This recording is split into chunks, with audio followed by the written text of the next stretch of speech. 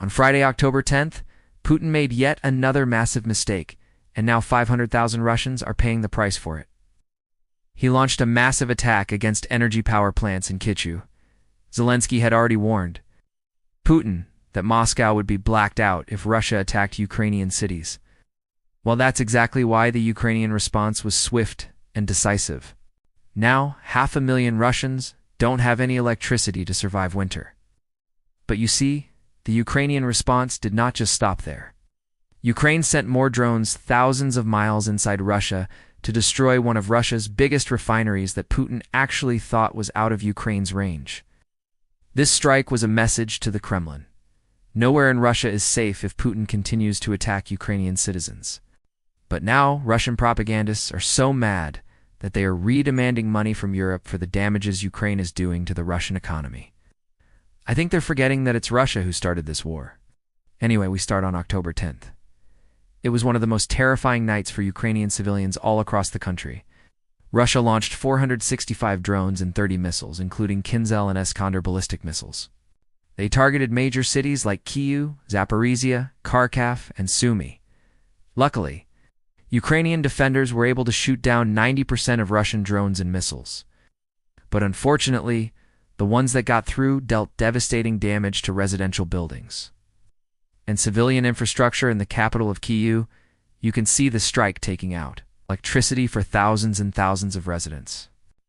In Kyiv, 12 people were injured during the attack, and half of the city was left without power.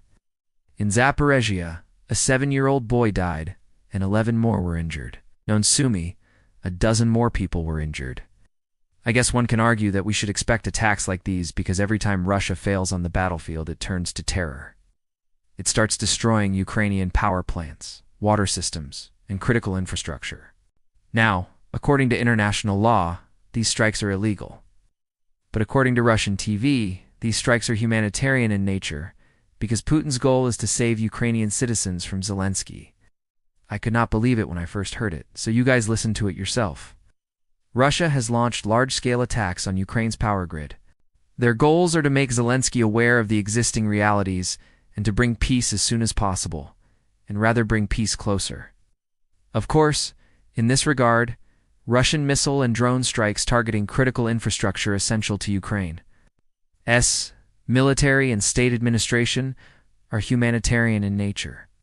Because the sooner peace comes, the more Ukrainian citizens' lives we will save. We will save more lives of ordinary citizens of Ukraine. Well, by this logic, Zelensky should get a prize because he just delivered the biggest humanitarian aid Russia has ever received. The first package arrived in Moscow in the district of Novy Vuk. Dozens of residential buildings lost power and water for hours on end, with even streetlights being turned off. Many Russians were actually trapped in elevators, and panic started spreading across society. The reason for this panic was uncertainty. See, this package from Ukraine did not come through drones or missiles. It was delivered through good old sabotage. Kremlin officials still haven't figured out what happened and who did it. But even then, this was nothing compared to what came next. Sirens started going off in the Russian region of Belgorod, and residents started running for cover. As you can see from the clip on your screen, Russians were reintroduced to their old friend, darkness. The reason I say this is because Ukraine has targeted this region 3 different times in just the last 2 weeks. Every single time, tens of thousands of Russians were left without power. But this time, Ukraine decided to go a step further. This time, they targeted the main power plant. Nearly 500,000 residents were left without power because of Ukrainian strikes. But don't worry, because according to the regional Russian governor, the issues happened because of falling debris, not because of Ukrainian drones and Ukrainian strikes. The same governor also said that there is a possibility of a rolling blackout in the near future, but again, nothing to do with Ukraine. It's just Russia being Russia. But you see, Ukraine was still not done. That's because some Ukrainian drones also went looking for new friends. So where do you go as a drone if you want to make friends? You go to a drone-making factory. That's exactly what they did in Russian-occupied Donetsk. They visited a Russian factory that's responsible for the production of FPV drones, attack drones, and even munitions. But unfortunately, I don't think the meeting went well because the aftermath just looks horrifying. Some Russians could not figure out what was going on, but they decided to post it anyway.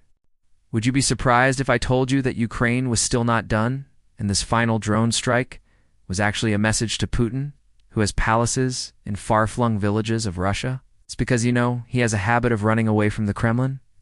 Ukraine carried out a long-range strike, this time hitting the Bashneft Ufa oil refinery that is located 1,400 kilometers, or almost 1,000 miles from the Ukrainian border. This refinery is Russia's largest refining hub. It's made up of 3 different plants with a combined output of 24 million tons per year. This is one of the Kremlin's most important fuel centers, supplying the Russian army with gasoline, diesel, and other products. The report indicated a fire near the crude distillation unit, halting part of the facility's operation.